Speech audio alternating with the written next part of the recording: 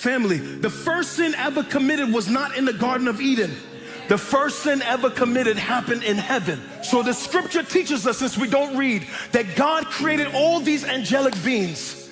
And among those angelic beings, he created 3 archangels. Michael, who's responsible for warfare. Gabriel, who's responsible for delivering messages. Lucifer, who was responsible for worship. The scripture says his body was made out of musical instruments and pipes. Ezekiel taught us that. But then Isaiah in 14 teaches us something about Lucifer when he was in heaven. Some way, somehow, he got a glimpse of his beauty. And then the first sin entered into the heart of a being, pride. And then in his pride, the scripture says, because of your much trading, you corrupted yourself. Which means what Lucifer did, he started going to one angel. He's like, yo, I'm going to be better than God. And then he goes to another angel. I'm going to be better than God.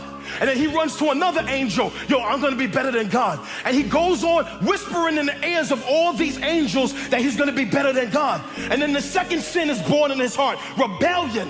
And the scripture teaches us he rebelled against God. And there was war in heaven. Read the book, war in heaven. And because there is no dualism, that Satan is not stronger than God Almighty. The scripture says because of that, watch, Satan was cast out of heaven. It's when Jesus said, I saw Satan fall from heaven like lightning down to the earth. And in Revelation, when he's pictured as the dragon, it says his tail took 1/3 of the stars of heaven with him. That is, he took 1/3 of all of the angels with him who he had gotten their ear. So stupid.